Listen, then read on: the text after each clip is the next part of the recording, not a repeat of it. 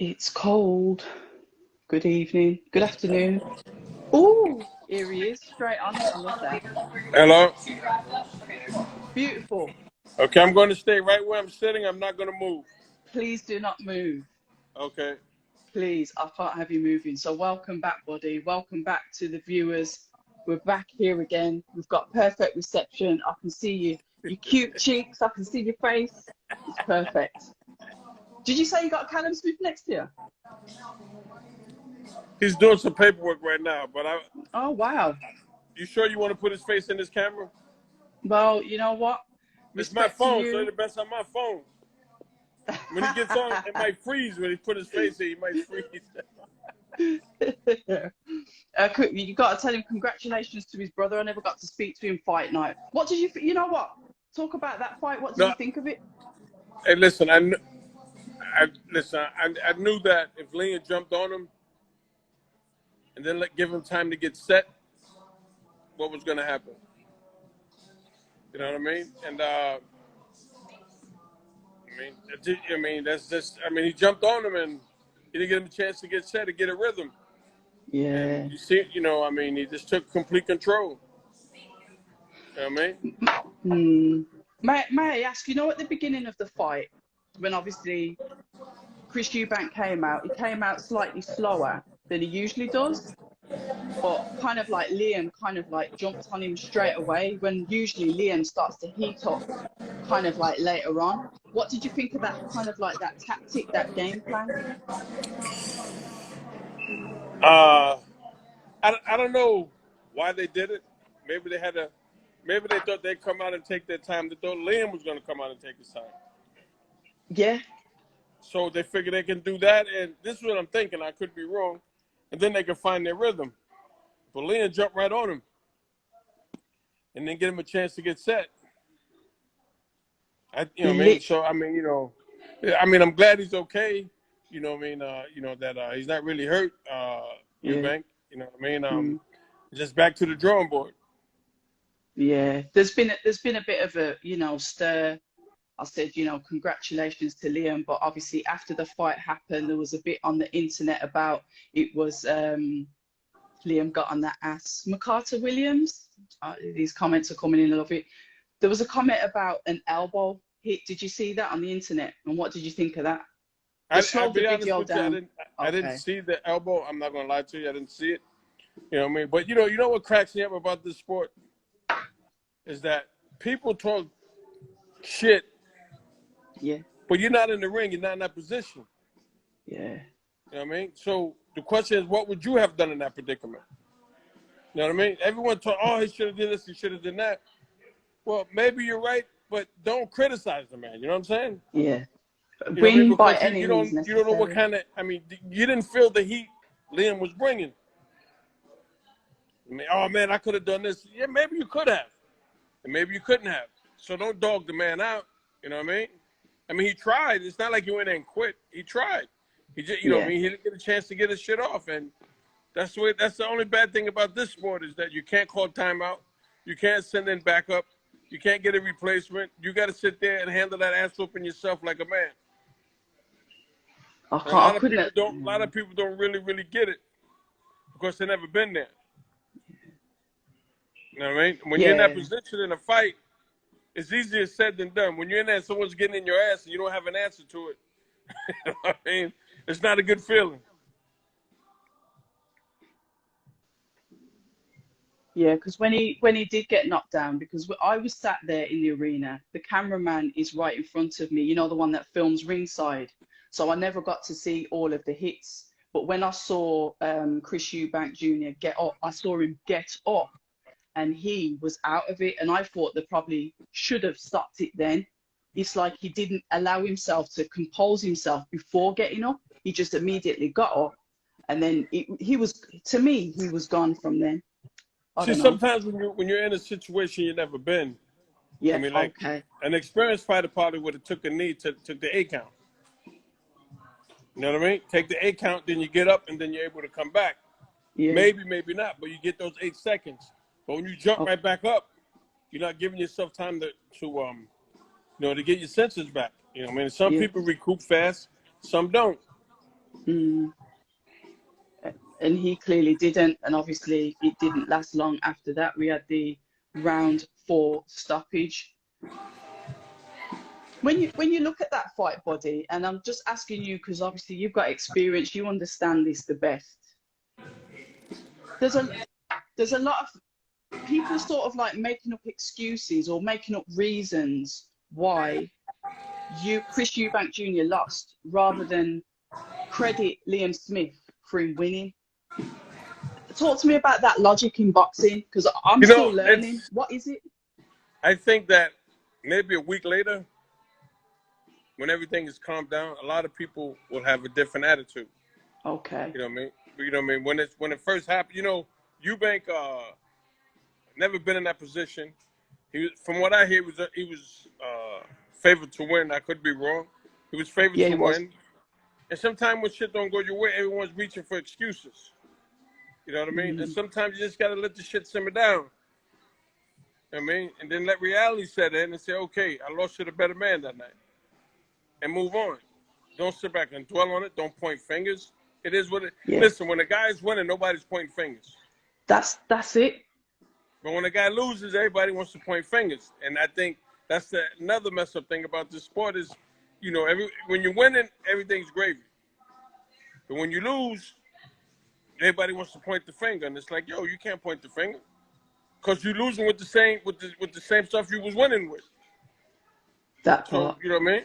I mean, I take it like, you know, it's like this. You lose, you calm down, you think about it, put it behind you, and move on. Don't even talk about it anymore. It's over with. Okay. It's the past. Okay. It's like music in the air. It can't be recaptured. It's gone.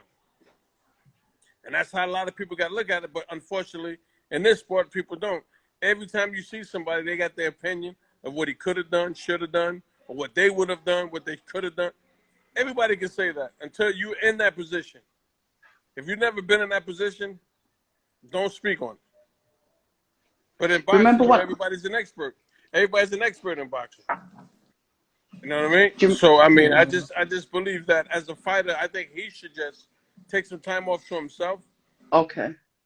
You know what I mean? Think about it by himself. Not with a whole bunch of people. Nobody. Himself. No girlfriend, no wife, nobody. Himself. And put it behind him. And move on. Because they say if you look back on the past long enough, it'll catch up with you. So that's why it's called the past. You leave it in the past. You know, you learn from it and you move forward. But if you got everybody in your ear, you don't know what the hell to do. I mean, maybe this person's right. Maybe that. Yeah, this person said something here. But at the end of the day, he was the only man in that ring. I mean, like I read on some people was like talking bad about Roy Jones. What did Roy Jones do wrong? That was going to be my next question. Why? He didn't do nothing wrong. You know what I mean? Roy didn't do nothing wrong. When he was winning, Roy was the greatest thing since sliced bread. You know what I mean? And now that, you know, he has that one loss, everyone's, don't blame Roy. You know what I'm saying? Roy got him there. Unfortunately, it just wasn't his night. You know what I mean? It just wasn't his night, man. And that's another thing that irks me is that in this sport, you know what I mean? Because people just sit talk shit, and it's like, yo, have you ever been in that ring? Have you ever been in a situation where it was, how can I put it? Sink or swim. So if you've never been there as a fighter, who are you to tell somebody what to do? You know what I'm saying? So, I mean, I don't think the finger should be pointed at Roy. I don't think the finger should be pointed at anybody. I mean, it was just Lynn was the better man that night. And that happens, man. It happens. You know what I mean? Hey, look, in America here, no one thought the Dallas Cowboys were going to lose to the 49ers. But the Cowboys are catching hell right now. You know what I mean? The Cowboys, everybody's catching hell. You know what I mean? Because they wasn't expected to lose to the 49ers. But they did. They got killed. You know what I'm saying? So I say that to say this is that stuff happens. You know what I mean? Stuff happens. This is what I believe is going to make Eubank a better fighter. You can take this loss and move on, or you can take that loss and just stay in that same spot. You know what I mean? If you're going to continue, you go on and become better. Take it as a lesson, learn from it, and move on and become better. Don't sit and dwell on it long. Like right now, What? he shouldn't even be thinking about it anymore. It's over with. He should be right now saying, "Yo, when am I fighting again?" Okay. You know what I'm saying? So not what happened last week. That's over with. You can't change it. Leave it there. But unfortunately, in this game, it don't happen that way. And I wish him the But best. but bodies, like say back when you was fighting, you didn't have this like microscope of the Twitter, the this, the that, everyone kind of like watching you. Do you think, and I need you're a fighter, you understand this. Do you think all of that social media stuff adds pressure, extra pressure to that fighter, and it's tougher on them mentally because they're so easily accessible? Exactly. You're right. I mean, I agree with you. Yeah. But then there comes a time where it separates the men from the boys. Okay. You know what I mean? Okay. Social media is just that. Media and gossip. So everyone's going to have their opinion, which is Yeah. okay. You're entitled to your opinion. I mean, but if you see shit on there that don't make sense, either you block the person or you don't go on there. It's your Or choice.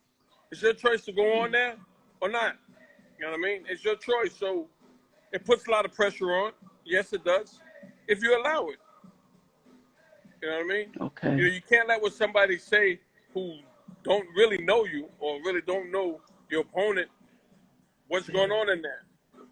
90%, I'd say 80% of the critics in boxing never boxed a day in their life. Facts. You Facts. know what I mean? And if they have boxed, they ain't do too well because if they did, they won't be talking shit. They wouldn't have time to be sitting there talking about it. Exactly. Yeah, for Exactly. real. So it's just, it happens, man, and that's all I can say about it. You know what I mean? He's just got to move on. Just like Liam's going to move on, he's got to move Yeah, on. for real, for real.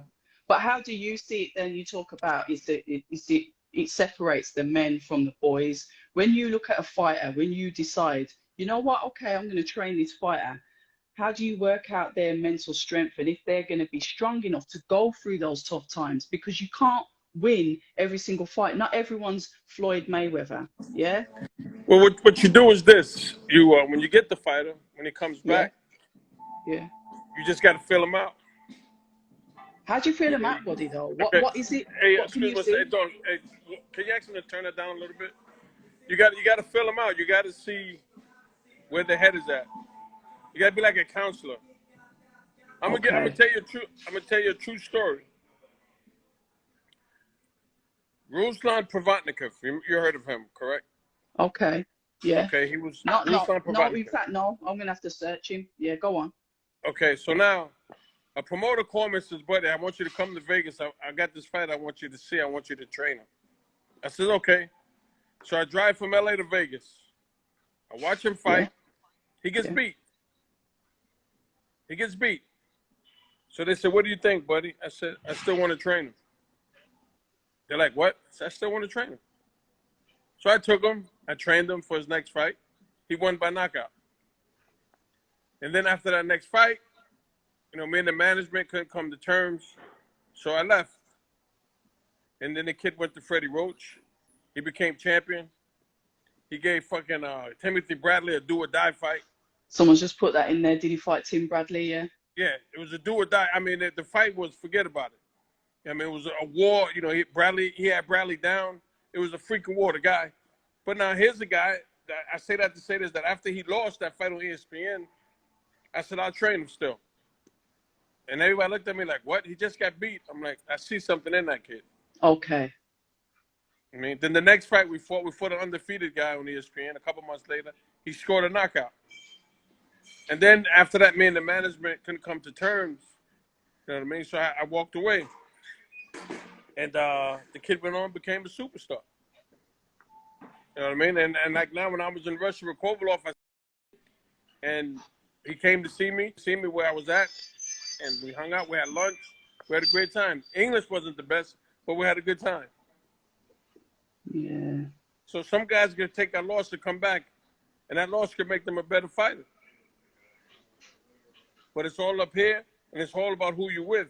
When you get with someone, you got to fill the fighter out, and then you got to be a psychiatrist, basically, to get them back on the right track. But because you've fought so many opponents as well, you're gonna kind of like have like maybe a gift of a foresight to be able to see if someone's weak or not, because you faced off with many fighters. You can feel whether they're weak or not. So you're probably Right. going to be able to suss that quicker than, say, someone like me with that untrained boxing eye. So you'll be Right. able to get a feel, like you said, you saw him lose, but straight away you Right. was like, hold on, there's something there. What was it that you knew that he'd be able to come back? I just saw something in him. In the fight, I just saw something in him.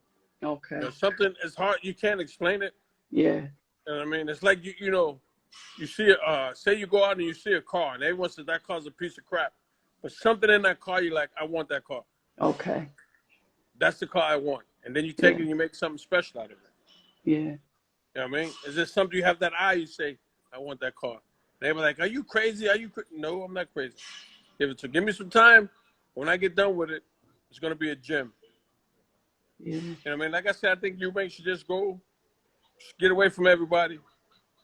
And next week, be on a whole new different level, mentally. Put the fight behind him. There's nothing you can do that's going to change it. Just put it behind him and move on. When you look at coach-fighter relationships, then how do you know that's going to work? Because that's something that I said. I'm not sure if Roy Jones Jr. and Chris Eubank Jr., I'm not sure if that gels yet. They've only had 2 fights. It's early days. But say, for example, you with Dan Aziz, I can see that it matches straight. I can see that. Right. But how do you, I mean, what do you think about like the coach-fighter? Time will tell on that situation. Okay. Still early days, yeah? Yes. Time will tell between both of them what type of relationship they really have. Okay. You know what I mean? And either they can work it out or they can't. I mean, that's between them two. You know what I mean? It depends on what type of bond they have. Yeah. You know what I mean? So that's what it's going to come down to. Fair enough. Well, we've covered that. That's something that I wanted to speak to you about because obviously his brother's in the gym. Can you lift that bag up? I'm sorry.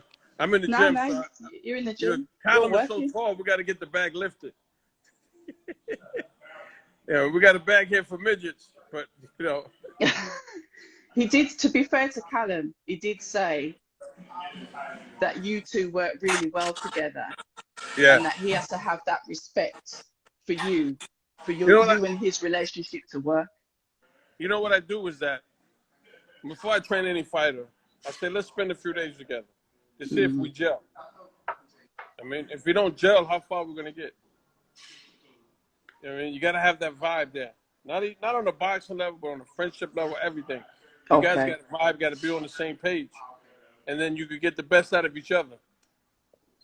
Not just getting the best out of the fighter, but the fighter getting the best out of the trainer as well. Okay. But then how do you separate it though, Buddy? Because sometimes, say for example, you can still have this friendship and this bond.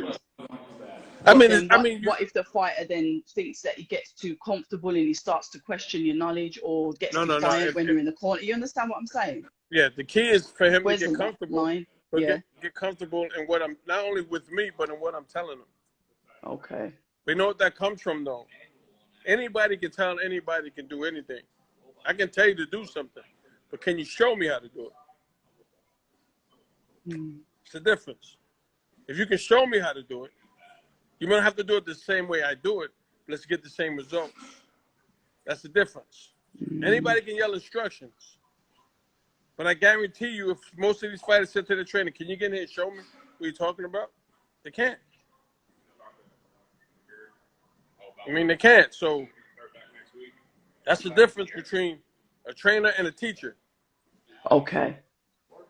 I mean, anybody can put a towel over their shoulder, hold the mitts, and yell instructions while you hit the heavy bag. But can anybody get in there and show you got to do this, you got to do that? And then if a fighter says, why, you got to have an answer. You know what I mean? I had a long time ago, I saw a trainer in the gym. He's making his fighter do exercise. I said, why is your fighter doing the exercise? You know what he said to me?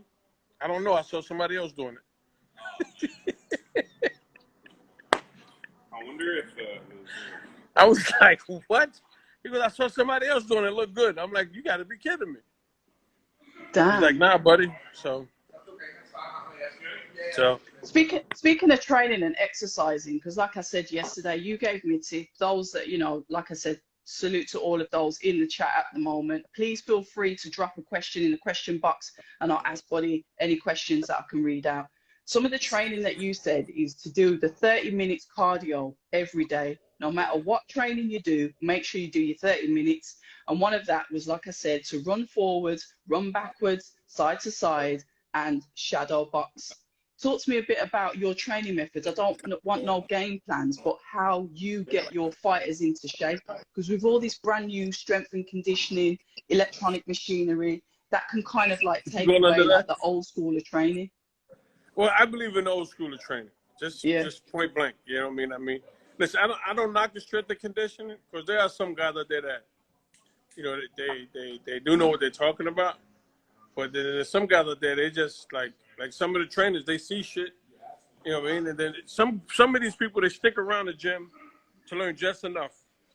And then they go off on their own. And if you got them in a situation, you're like, but why do I need to do this? If they didn't read it in the book or saw it on YouTube, they're in trouble. You know what I mean? Yeah. So, but then you have some guys that really understand and know. You know, and in the beginning, I'm not gonna lie, I was never a believer of it. I'll be the first to tell you. I'm not gonna lie to you. Okay. But there are some guys out there that do know what they're talking about. I mean, very few, in my eyes, very few. I can count maybe on 1.5 hands. Yeah. And I saw some guys doing shit with fighters. I'm like, how is that gonna help? Okay. I said to myself, you know what I mean? I tried one when I was fighting, and it lasted 1 day. They took me to a track and asked me to put on a parachute and run around the track with the parachute. Okay. I said, but explain to me, how's that going to help me when someone starts kicking my ass? How's that parachute going to fucking help me? They go resistance. Yeah, I'm trying to keep that motherfucker off me. So this parachute ain't going to help me. They said, well, you got to do it. I said, listen, here's your money. I took off the parachute and I said, you have a good day, and I left. Wow. I'm not jumping out of airplanes, man. I'm not trying to be Carl Lewis. You know what I mean? I'm trying to figure out how I can get in shape and keep a guy off my ass. And you want me to run around the track with a parachute? I don't think so. Oh, I love that shit. I love that shit. Dillian Whyte, then, another fighter. Hold on 1 second. Let me show you. Look. Hey, Callum. Are you good? Yeah. Congratulations to the fam. Thank you. Yeah, beautiful stuff. You up next, yeah?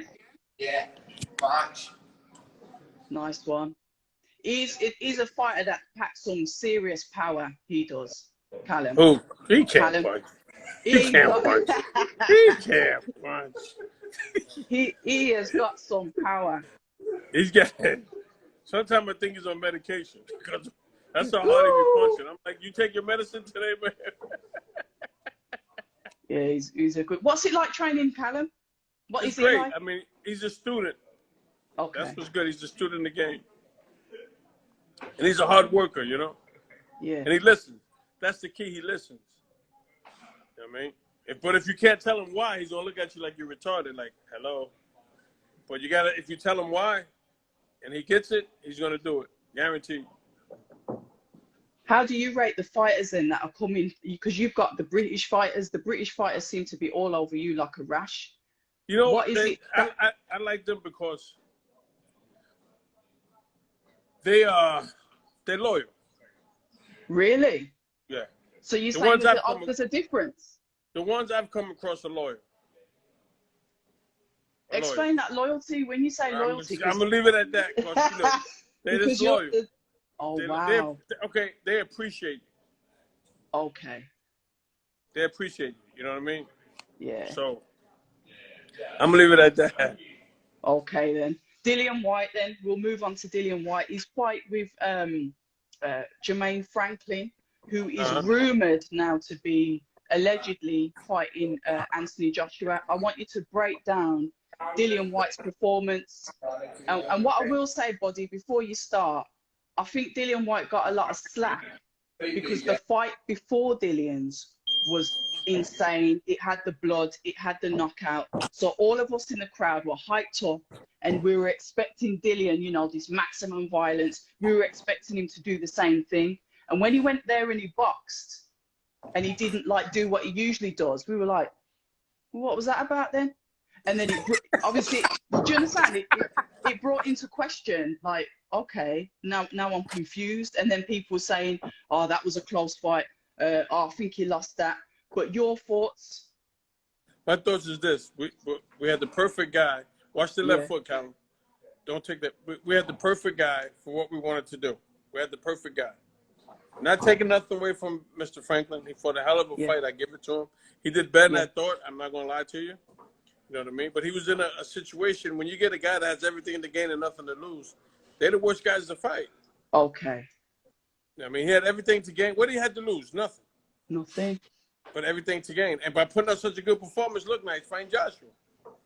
Now, if he got knocked out in 2 rounds, would he be fighting Joshua? No, Thank you. So, I mean, that's, you know, and listen, we could be here all day, baby. You know how these people are in this game. You know what I mean? We did what we had to do. I saw what I needed to see. Now, like I said before, we're going to put it together with the old Dillian, and they're going to see a different guy. The same guy, but with a little more technique. but I saw the technique. I saw that his defense was a lot better because the shots that Franklin was landing, you could hear the crowd going ooh and ah, but a lot of the shots were landing off his gloves. They were Yeah, in his landing arms, here. yes. Yeah, so they weren't really, you know, getting through to him. So we saw that his defense was a lot better. But one of the things that Dillian did say to me, and we started to talk about this yesterday, is he's fighting through his career. He's got people that are saying to him, bro, if you don't win this fight, we're going to start to say, is boxing for you? We've spoke about it before, Buddy, Father Time. You know, the pressure that is on the fighters for a comeback. And he went into the fight with a bad elbow. Oh, did he? Yeah, his left elbow was killing him. He was, you know what I mean? He hurt it like 2.5 weeks before the fight. Oh, is it? Oh, I didn't know that. But yeah, he was having serious problems with his elbow, but he said he's still going to fight. Fair enough. So Yeah, yeah. but listen, I don't mean to cut you. I got to get ready to, because you know he's giving me dirty looks now. So. Oh, is he? He's looking in the mirror at me like, hello.